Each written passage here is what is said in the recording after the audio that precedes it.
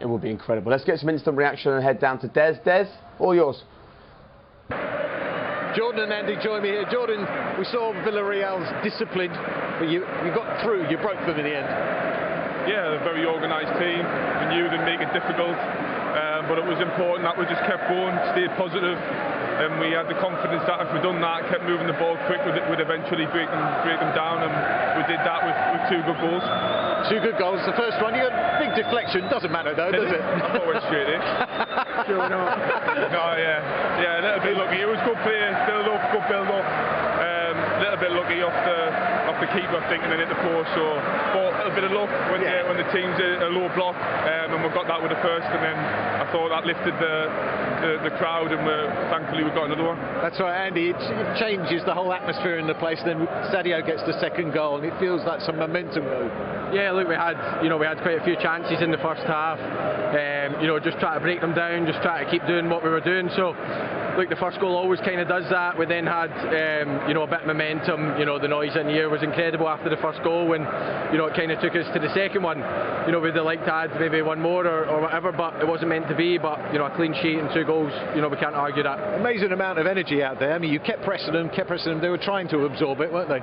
Yeah, look, you have to. It's the semi-final of the Champions League. If you can't run about for 90 minutes in this kind of game, then when will you? So, look, our intensity has been really high the last couple of games. We've had a real hectic schedule, and look, but we're enjoying it. And I think you've seen that today. There's still a lot of work to do in this tie, but we're happy with our work tonight. Yeah, you didn't get frustrated. That was very important, wasn't it? Yeah, that was the message from Hendo at half time, the gaffer at half time, just saying, we were playing well in the first half, probably the best stuff we've played. And we didn't get a goal for it, but we kept going. We kept trying to be patient, and luckily with a big deflection we managed to get the breakthrough. And Jordan, the defensive work today was excellent. They didn't have a shot on goal, I don't think. Yeah, I thought, especially first one, majority of the game, I thought kind of press was really good. When we lose the ball high up the pitch, the reaction to win it back and cause them problems, I thought was really good, and I think that made it really difficult for them at times. But you've got to give them credit; they're a good team. It was hard to break down, and the game's still alive, and it'll be a tough test over in Villareal. Thanks, gents. Well played. Thank you very much. Thank you. Yeah, well played, those men. Look, 4 substitutions again this evening. We spoke about it in the build-up, the importance of the squad.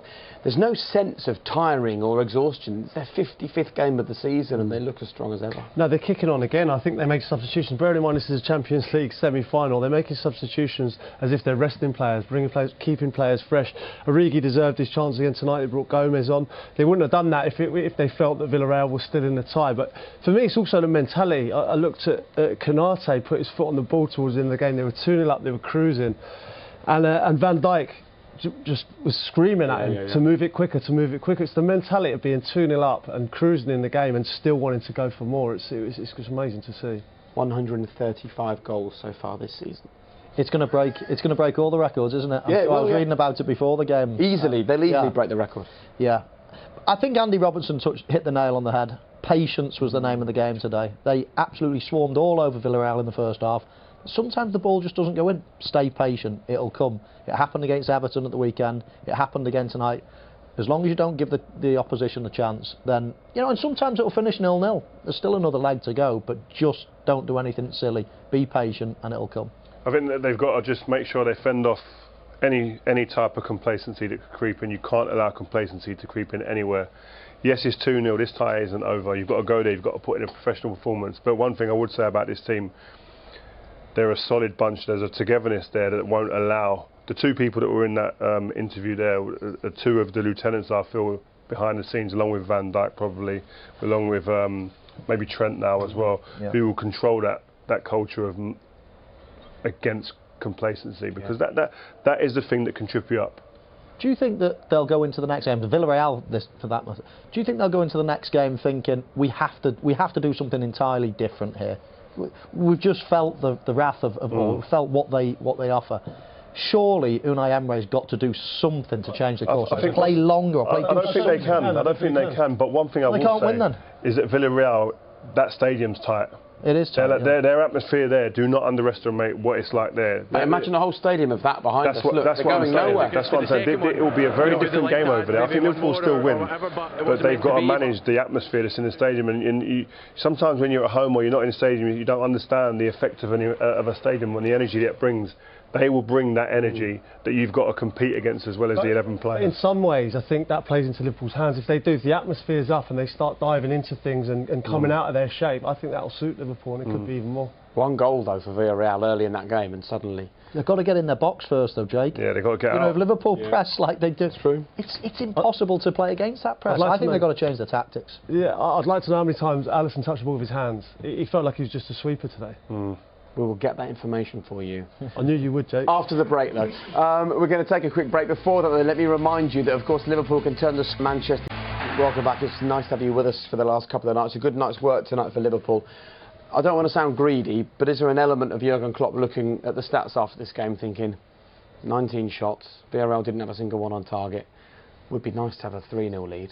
I think he'd be saying he'd always want more. I think you're greedy, aren't you, as players and managers? It feels so much different, though, doesn't it? But I think he'll still be satisfied with what he's got. Agree? Yeah. I thought he made substitutions that almost didn't promote going for an extra one. You know, Joe Gomez instead of Trent, for starters, are much more defensive. You know, when your right back is one of the most attacking pawns that you've got on the pitch, then, you know, so I thought maybe, not that he was settling for two, but I don't know, I thought he was just comfortable there and resting a couple of legs and things like that. So they're going to have to go out there knowing that the game is still alive. Still got something in it. If they concede the first goal, it's really alive. But an extra goal tonight would have almost put it to bed, you feel? Yeah, totally agree. I think 3 would have killed. That would have been too much for Villareal to come back for. 2 is, you know, there's a possibility, but it's a slim chance when you watch Liverpool in the form they're in at the moment. OK, well, let's have a look, actually, at the opening goal for Liverpool. And there's hallmarks all the way through this of the things they're really good at, isn't there?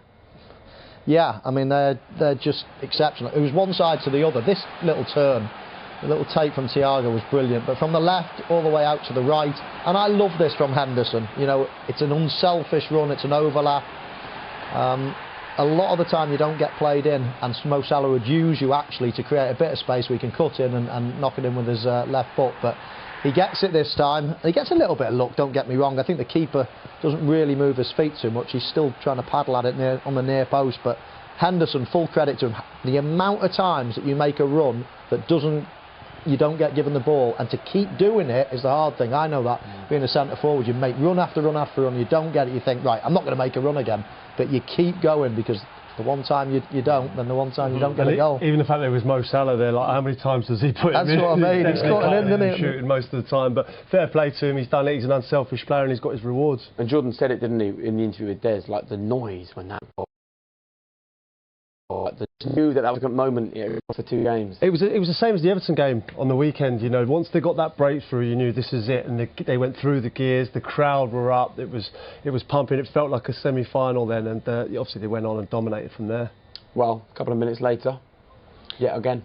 2-0. Yeah, and we said about the way that they went through the gears at this point. As soon as they got the first goal, this is a really good goal. But I just want to look at it from a defensive point of view here. When you look at it here, I'll carry on playing, sorry. Mo Salah comes back onside and receives the ball.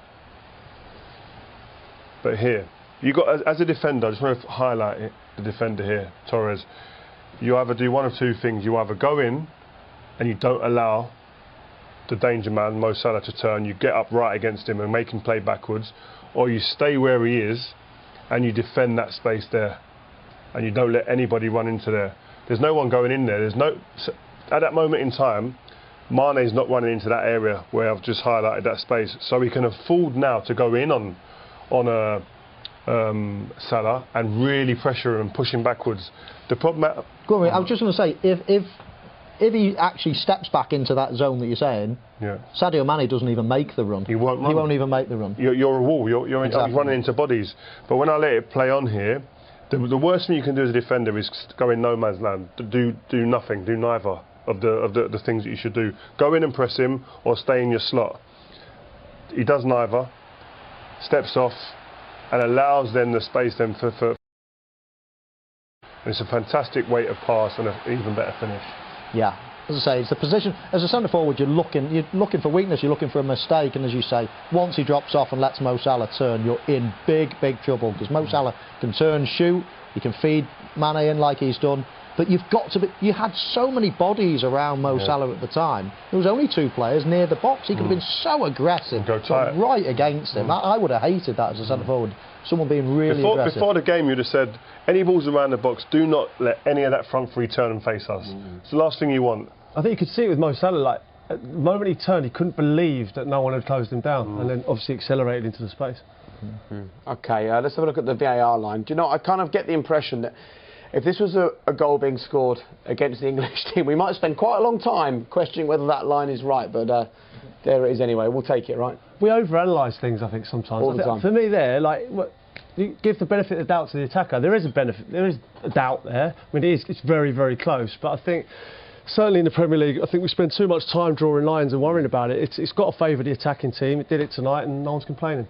Apart from our Spanish colleagues next door who are complaining. Let's have a look at the touchscreen and just talk about the press for Liverpool this evening, the importance of that in the context of this game particularly. Yeah, and I think we spoke about how much we admire the way that they press and the way they do it. I mean, like, they don't give you any time. They make a good team here in Villareal look very ordinary, and you see here, look at the way they press. You've got Salah. Again, we talk about how much his goals. Look at his work rate straight out as soon as that ball's out there, and the whole team come across. And I'll just let it pan a little bit here as the ball goes back. What I like here as well, you see Trent. He jumps early, bang, go, because there's confidence of people behind him. He's got the security of people like Fabinho, Thiago. But look at this man here as well. He's your legs. He's your runner as well. He's a catalyst. Henderson, always there, triggering the ability for people to jump out and play. And another thing I like to take, the 2 centre-backs. Look at the 2 centre-backs on the halfway line. Them 2 boys there. They're waiting for anything around these areas here.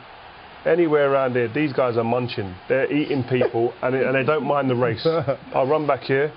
They're favourites in their own minds all the time. The confidence that they've got, and I think, Michael, you said this a few times, they're happy to be on the halfway line 1v1 like that. Yeah, it's your worst nightmare as a centre forward is when someone is bigger, stronger, faster, because you literally could have 2 centre forwards against Virgil van Dijk. You're just not getting past him for speed, so he can buy time as well, and then you can be extra aggressive in the press.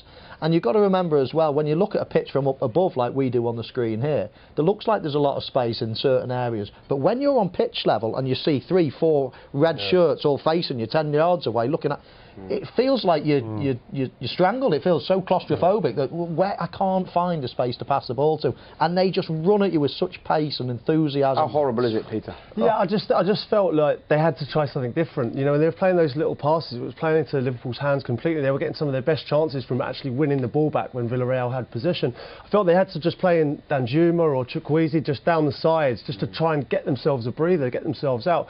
Because the word of the night has been strangling. They'd literally could not breathe. They couldn't get any respite. They were on top of them every time they had the ball, and why couldn't get out. Why didn't that happen then? Like, Ewan Emery is such a bright, smart coach. Because I think if I take you to this next clip, this is 2-0, by the way, and some teams would have put their foot on the ball, like we said, Konate did at one point, and gone, listen guys, we've got 2-0, we'll take that. These guys, you've got your centre half shooting here at 2-0. Look, Virgil van Dijk has a shot. The most important bit is the reaction to get the ball. Look at him straight away. Diaz goes. He's beaten. Tackle, isn't it? Then look at Fabinho. Look, bang. Yeah. That's the counter press. And on the attack again. After. And they're getting shots at goal off the back of a counter press there. And that epitomises there. That one little scenario there epitomises the way that this team play. 2-0, not resting on their laurels. And that's why they are where they are. That's why they're on the verge of the quadruple. That's right. I was just going to say, Jake, it's hard though, isn't it? When you practice a certain way, this is our philosophy. This is how we're going to play. We're going to play through the, we're not going to play long ball. We're going to set up like that. It's very difficult. I admit it's difficult to then go and say, right, we're getting strangled here. Let's just go long ball. It's not what they do best. But what option have you got against this team? I go back to, I think they've got to change drastically just for the one-off game, because they're going to get nothing if they play into Liverpool's hands like that. Well, we'll see what they do, because we'll be there standing by the pitch. We're very much looking forward to that. Next week, of course, both of the second legs of the semi-finals live on BT Sport, and the final, of course. Right, we're going to take a quick break. When we come back, we look forward to hearing from you. Follow it through to the T, and they're a fine example of, you can have as much ability as you want on this hand, but if it's not married and coupled up with desire, application and effort and intensity, then it will fall down and you won't get the results. And so what happens, your team get the results, but as individuals they're all getting their accolades as well, which is great. If any of you heard him on the Robbie Fowler podcast, where Robbie Fowler spoke about what happened after they lost that Europa League final against Unai Emery's team, and obviously all the players were in the bar afterwards, and Jurgen comes and does a speech, and he just tells the players this is the start of something amazing. And Robbie said at the end of that, Robbie Fowler felt like, have we just won this thing or not? You know, it was that impressive. And that's the thing with Jurgen Klopp. It's about seeing the bigger picture. Individual defeats, individual bad moments have come and gone along the way.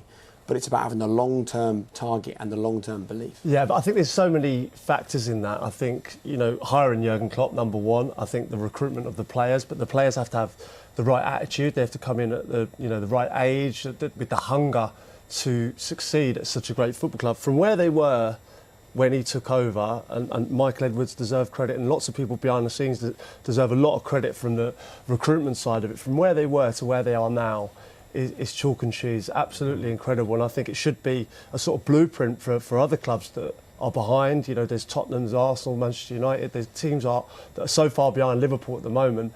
But from where Liverpool are to where they are now, it's a credit to everyone at this football club.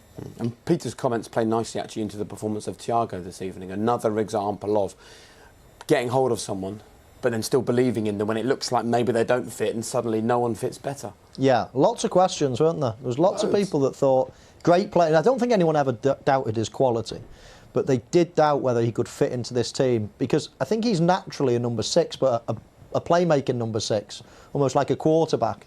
But Liverpool don't really play with that. They like playing with a more defensive player, obviously, in Fabinho. But this guy, especially in the last month, has just come into his own. He's literally dictating the play, long, short passes. His passing accuracy is staggering, 96% I'm told today. And things like this, Rio, he's adding to his game in recent weeks in particular. Yeah, and I think he's identified, he's an intelligent guy. I've been fortunate enough to have a bit of time with him here and there, and intelligence is the thing that strikes you straight away off the pitch, but on the pitch you can stare for everyone to see. And he's you know what I find of him? It's like he's actually almost practicing and just testing things out on this stage. That's the difference, and it always comes off. I think sometimes those stats can be misleading, you know, the 96, 98%, because from players that give it 5-10 yards, you know, players that win the ball and then give it to someone who can play.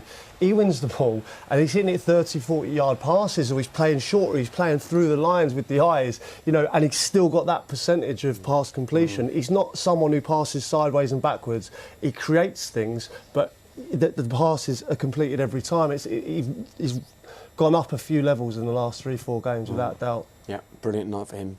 Great night for Liverpool. We're going to take a quick power. That could be quite good fun. Will it? I think so. You'll be in first class, I'll be in standard. Real Madrid, Manchester City next Wednesday from 7 o'clock, also on BT Sport 2. But let's get the thoughts now of the Villareal boss. Unai Emery is talking to Des. Unai, the game plan was working so well for all through the first half, but it's hard to keep this Liverpool side out, isn't it? Good evening, yeah, really.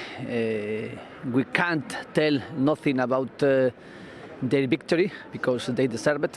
And the first half for us was defensively good, but we didn't achieve some option in attack to do good counter-attack and good transition. And they had 2 or 3 chances to score, but we kept with box and with goal better than the second half. But the second half was the same like the first half, and they pushed and they deserved to score, and 2-0 is a good difference for them. For us, it's really not good result, but we are going to try and to dream to do something different in our home and with our supporters, and thinking the match next week will be very, very different than tonight. So you'll be more aggressive, more attacking. Obviously, you'll have to be. Here is very difficult, and after 2-0, you can go to try to score 1 goal. We made it, but when they have spaces to do transition, and with their paces, some players like they have, it's very important to try the next week in our home, change something, maybe tactically, but I think then they are going to suffer it more than tonight in Villareal. Thank you, Unai. Thank you. See you next week. Interesting. So we're going to have to change something tactically, but obviously not going to go gung-ho. He's very much aware of what Liverpool can do. Let's actually go pitch side, because Michael's already said he thinks something has to change. Unai has said there maybe something has to change tactically. Seema, it'll be interesting to see what another of our men who loves a bit of tactics when it comes to football, Owen Hargreaves, makes of it. Yeah, absolutely, Jake. I mean, you've watched a lot of Villareal, haven't you, especially throughout this campaign. Does Unai have a plan B? I don't think so, no. I think he plays 4-4-2. That's his shape, that's his style of football. I think one thing normally they keep the ball better, Seema. You know, they're better in possession and in transition. I just thought Liverpool just suffocated them.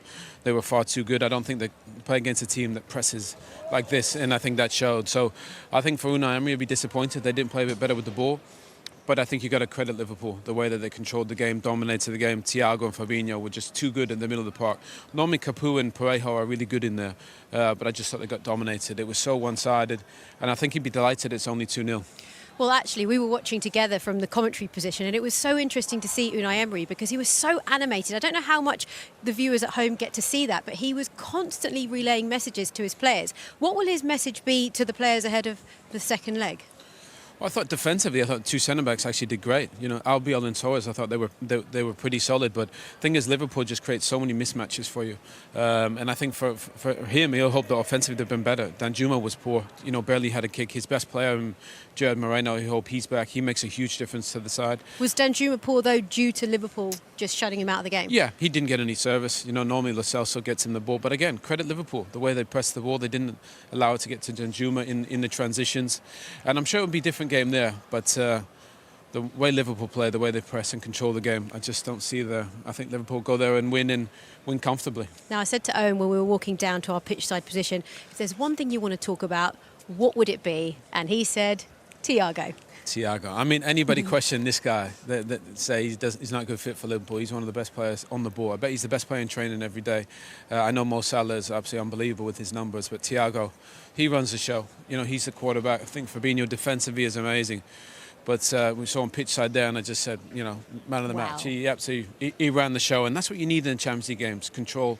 I think they had it today. To go with that defence and that front three, it's a brilliant side right now in Liverpool. Oh, it is. They are great to watch. And actually, another thing that Unai Emery can be really proud of is the fans, because it's literally only about 15 minutes ago that the fans left Anfield. And normally we're used to seeing the Liverpool fans staying here till late on after a match, but this was them still here, literally, honestly, about 15 minutes ago. It was incredible. I mean, think about Villareal being in the semi-final, you know, with Manchester City and Liverpool. Brilliant. I mean, it's a huge achievement being here. They celebrated like it was. They put on the show, the fans, but I'm sure they'll hope they can go back to Villareal and get a better performance from their players. And they will be there in full support next Tuesday. We're looking forward to it, Jake.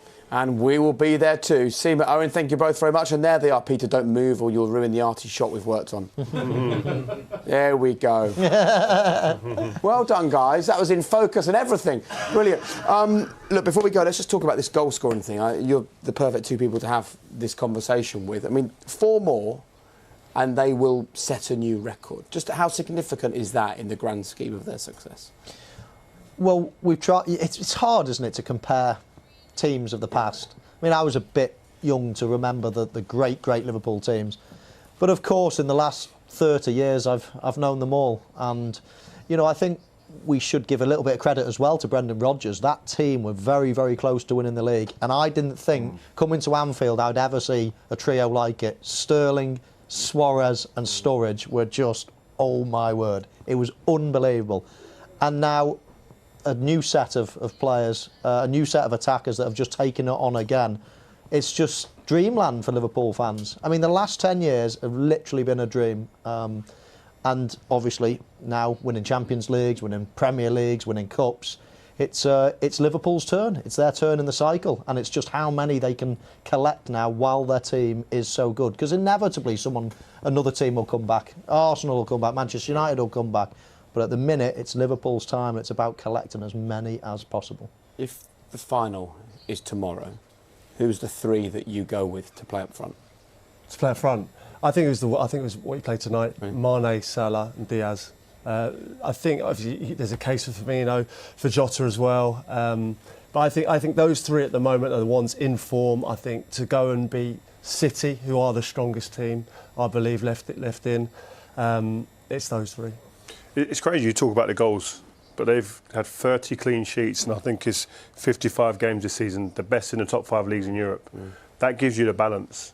You're scoring the goals, but also defensively the best team around as well. That is a formidable kind of situation that you've got there built here at Anfield at the moment. Go on. No, I was going to say that goes down to the confidence that the centre halves have, though. You know, traditionally you have one person's either sitting in front or around. You wouldn't leave 2v2 at the back traditionally, I think, in our day. But they're so confident at being left alone with anyone. I don't think it matters who's up front. They're left 2v2, and that gives them, you know, the rest of the players the opportunity to press and just suffocate teams and not let them out. And it's amazing. And of course, you can see them live this weekend. They travel up to Newcastle. It's the 12:30 kickoff. We're live from 11:30. See them there. And it feels like with the results at the moment, the way they're going, like they have the momentum in the Premier League as well, don't they? It's like it's so close, man. It really could happen. This. I think it's first one to blink now in the Premier League. I think one team will make a mistake. It's just who. One team will go and win them all the games now, I think, and one team will make a mistake. And it's whoever's going to do that, and the other team will capitalise. I'm absolutely convinced of it. Wonderful. Gentlemen, thank you so much for your company this evening. It's been brilliant fun. Are we all going to Spain next week? Yep. Yes, right, yes. Yeah. Didn't make Madrid, but... Different levels in this game. See you in Madrid. Thank you very much. Really enjoyed that this evening. Thank you as well for joining us, not just tonight, but the last 2 nights have shown these two teams may be very different, but they're both brilliant in their own way, and they're both edging towards the Champions League final. See you soon. The champion.